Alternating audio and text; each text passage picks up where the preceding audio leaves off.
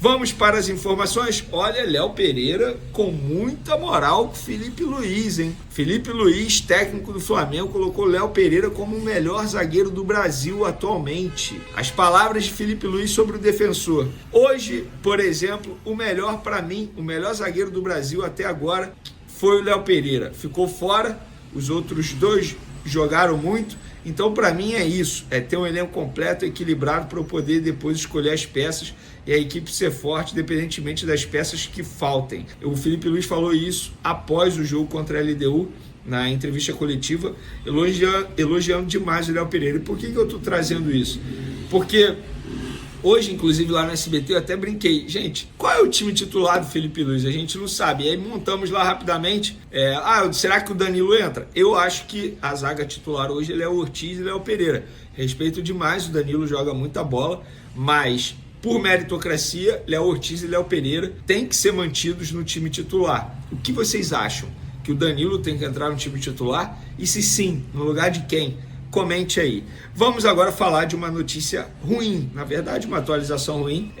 Os pais de Bruno Henrique investigados naquela situação envolvendo o cartão amarelo. Os pais de Bruno Henrique do Flamengo são suspeitos de envolvimento em suposta manipulação de resultado em jogo do clube. Segundo a Polícia Federal, a mãe do atacante afirmou ao filho mais velho, Vander, que conseguiu depositar dinheiro em uma casa de apostas antes da partida contra o Santos, em 31 de outubro de 2023. A Polícia Federal indiciou Bruno Henrique e outras 10 pessoas por possível participação no fraude. O jogador recebeu cartão amarelo no jogo investigado, que levantou suspeitos sobre apostas direcionadas à punição. Tá aí, ó.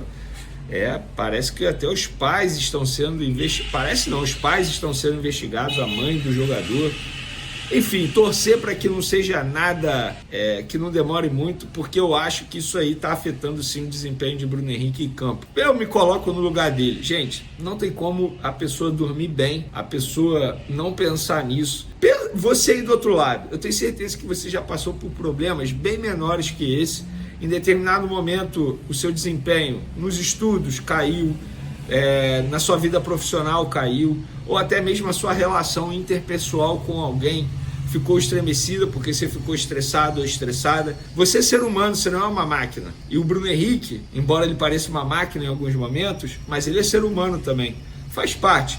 Eu acho que precisa ter um trabalho muito forte da equipe de psicologia do Flamengo para tentar amenizar os problemas mentais. Quando eu falo mental, é psicológico do Bruno Henrique, obviamente, né? Vamos agora falar de um dos assuntos principais do vídeo. Segundo o site Coluna do Fla, o Wolverhampton sonda Everton Araújo para a janela de transferência no meio do ano. O clube inglês observa o volante de 22 anos após entender que a saída de João Gomes é iminente. A sondagem começou com a chegada de Vitor Pereira, que indicou alguns nomes para a diretoria no início desse ano. Everton trabalhou com o português no início de 2023, quando fazia alguns treinos junto ao elenco profissional do Flamengo. Naquele período, o garoto chamou a atenção do treinador. Agora, após ganhar experiência a partir de 2024, com Tite e Felipe Luiz, o volante entra na mira do Wolverhampton para ser um possível substituto de João Gomes. O Wolves iniciou as buscas por mais um volante após João Gomes despertar interesse de Liverpool, Arsenal e Manchester United, que planejam investidas pelo ex-volante do Flamengo também na janela no meio do ano. Atlético de Madrid, Borussia Dortmund e Bayer Leverkusen também já sondaram Everton Araújo ao longo de 2024. Cara, eu vou ser bem sincero, se chegar uma proposta, vende, porque eu acho que o Everton Araújo não vai conseguir entregar mais do que ele vem entregando nos últimos jogos. E agora, Jorginho, gente. Será que essa novela, enfim, vai chegar ao fim? Olha, antes de trazer aqui a informação, o que eu tenho, tá? O que eu converso muito com as pessoas. No entendimento das pessoas do Flamengo, não é se o Jorginho vai fechar. O entendimento que já tem um acordo verbal e que eles esperam, óbvio, que o Jorginho e os seus representantes cumpram esse acordo verbal. Qual é o acordo verbal? O salário já está fechado, ali, aqueles valores.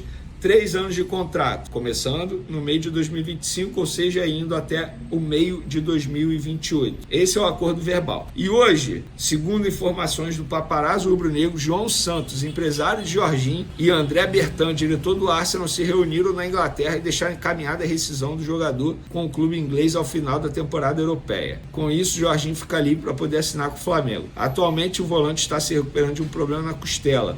Agora o Flamengo vai precisar arcar com parte de valores que o jogador teria que receber caso cumprisse o contrato todo. Então, para vocês entenderem, o Jorginho tem bônus a receber do Arsenal. Ele rescindindo com o Arsenal, ele deixa de receber esses bônus. E aí o Flamengo assumiria o pagamento desses bônus, pelo menos essa informação que eu entendi do paparazzo rubro-negro. Após essa publicação, eu procurei um dos empresários e a resposta que eu tive é: estamos esperando terminar esse mês para poder ver se realmente avançamos e fechamos o negócio. Foi o prazo estipulado por eles, até porque eles sabem que o Mundial está chegando, não dá para ficar esperando muito mais tempo. É isso, gente. O Flamengo tem pressa, eu entendo a pressa do Flamengo, mas não acho nenhum absurdo se o jogador não conseguir a liberação imediata, não participar do Super Mundial. Vou relembrar aqui alguns nomes que vieram da Europa, estão enfrentando dificuldade em relação à parte física. Danilo, Alexandre, Felipe Anderson no Palmeiras. Não vou mencionar o Coutinho, porque o problema do Coutinho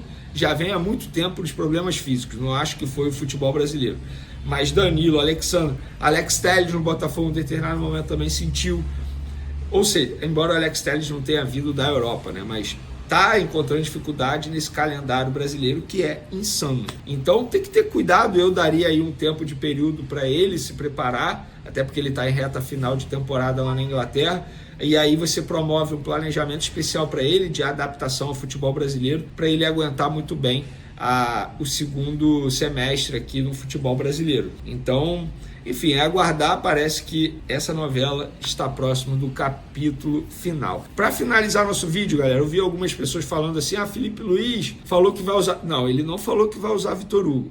Ele falou que quem define montagem de elenco é a diretoria e que ele dá os pitacos dele. Já falei, na visão da diretoria, o Vitor Hugo não se encaixa no estilo de jogo e ele não será aproveitado. Ele não será comprado pelo grupo do Southampton e ele não será aproveitado. A ideia é negociá-lo novamente por empréstimo. Ele tem contrato longo com o Flamengo até 2028 e essa é a ideia do Flamengo. Felipe Luiz não falou nada que quer usar o Vitor Hugo, não falou nada disso. Ele falou: olha, eu dou meus pitacos, agora eu dou minhas opiniões. Quem monta o elenco é o José Boto, a diretoria. Se quiserem contratar o Haaland, eles ficam à disposição para contratar. É isso, tá bom? Para vocês entenderem. Agora, galera, não deixe de se inscrever no canal, dá uma moral aí, a gente está muito próximo de chegar a 370 mil inscritos, número bacana demais aqui no canal. A nossa meta, como vocês sabem, 400 mil inscritos. Vou mandar um beijo aqui para Cláudia, que me parou na rua, falou que assiste aos meus vídeos. Anotei aqui pro senhor Silvio também, eu falo senhor porque parecia ser com idade mais avançada. Vamos para as informações, já vou começar com a notícia boa, porque a notícia é muito boa. No vídeo anterior a gente falou que o Gonzalo Plata, no momento que a gente gravava o vídeo, estava realizando a ressonância magnética para saber a gravidade da lesão que ele sofreu no joelho, para saber se tinha alguma lesão, na verdade. E aí, minutos depois, o Flamengo atualizou. O atacante Gonzalo Plata foi submetido a exames de imagem na tarde desta quarta-feira. A ressonância magnética não constatou lesão grave, apenas um leve edema ósseo no joelho direito. O jogador equatoriano seguirá em tratamento com o departamento médico do Flamengo e será reavaliado diariamente, sendo liberado assim que estiver livre de dores, informou o Flamengo. O Flamengo não falou prazo de retorno, nada disso. E aí vem a melhor notícia, que foi uma apuração minha, repito, o Flamengo não falou isso, sou eu que estou apurando e trazendo a informação para vocês. Eu falo isso porque muita gente pode parar e ouvir e achar que é o Flamengo que está falando isso. Não, sou eu, Vene Casagrande, não é uma notícia oficial não. Sobre o prazo de retorno de Gonzalo Plata, tendo em vista que muita gente me perguntou isso. O jogador, como comunicou o Flamengo, não tem lesão no joelho. O que vai definir o prazo de volta do atacante é a dor sentida no local. Internamente, no Fla, acredito que o jogador tem chance sim de encarar o Corinthians já nesse domingo. Plata ainda relata dores no local, no joelho dele, mas bem menos do que ele relatou ontem, por exemplo, antes do jogo contra a LDU. Agora é acompanhar a evolução diária, mas a boa notícia é essa: o atacante não ficará muito tempo ausente. Se ele não jogar contra o Corinthians por conta disso, fica à disposição para o próximo jogo, sem nenhum problema, embora eu acho que ele não jogará no dia 1º de maio pela Copa do Brasil contra o Botafogo da Paraíba, porque para mim vai ser um jogo aí que o Felipe Luiz deve poupar uma galera. E sobre Alexandro, galera, Perguntei a uma pessoa do Flamengo, a pessoa apenas me respondeu: Vene, isso aí vai começar a ser definido amanhã. Hoje teve treino após, na verdade, vou te falar, a delegação chegou por volta de 7 horas da manhã no Rio de Janeiro, teve treino à tarde, 3h30 da manhã, mas foi muito mais um recovery, né, para os jogadores que atuaram, os titulares, os demais fizeram o trabalho, mas a partir de amanhã, ou seja, de quinta-feira, que eles vão começar a avaliar a preparação aí para pegar o Corinthians no domingo, jogo 4 horas da tarde, e uma atualização sobre esse jogo. No último vídeo eu falei 41 mil, já chegamos a 45 mil ingressos vendidos, setor norte esgotado. A expectativa da diretoria é ter pelo menos 55 mil presentes no Maracanã. O jogo tem tudo para ser muito bom para a torcida do Flamengo, Flamengo e Corinthians, 4 horas da tarde. Lembrando que o Corinthians recentemente demitiu seu treinador, está aí tentando fechar com o Dorival, depois do Tite acabar recusando o convite, alegando problemas de saúde. Repito o que eu falei no vídeo anterior, um abraço para o Tite, melhoras para ele. Vamos falar agora de Cristiano Ronaldo, depois a gente fala de Wesley, tá? Cristiano Ronaldo, é o seguinte, galera, o consórcio Maracanã, tá? Administrado aí pela dupla Fla-Flu, tá fazendo um movimento bem bacana. Publiquei nas minhas redes sociais. O que apurei sobre Cristiano Ronaldo e consórcio Maracanã? No dia 7 de abril, o consórcio Maracanã foi procurado pelo staff do jogador Cristiano Ronaldo com a consulta de como poderiam realizar o que seria um sonho do jogador, na visão deles, e no que eles relataram: perpetuar sua pegada na galeria do estádio. Embora não tenha nenhum capítulo na sua vitoriosa carreira escrita no palco, a relevância do atleta no cenário mundial justifica sua presença em uma galeria onde só tem outro grande português, o Eusébio. Na ocasião, Charles Cardoso, apresentado como representante da família do jogador português, solicitou um e-mail para dar seguimento junto ao atleta. Sentindo-se honrada, a gestão do Maracanã se colocou à disposição para concretizar o desejo do atleta. Ou seja, existe sim, e a possibilidade é boa, do Cristiano Ronaldo vir ao Rio de Janeiro e botar os seus pés na calçada da fama do Maracanã. Eu, particularmente, farei questão de acompanhar isso de perto. Quem me conhece, me acompanha aqui, sabe quão fã eu sou do Cristiano Ronaldo, não só como atleta,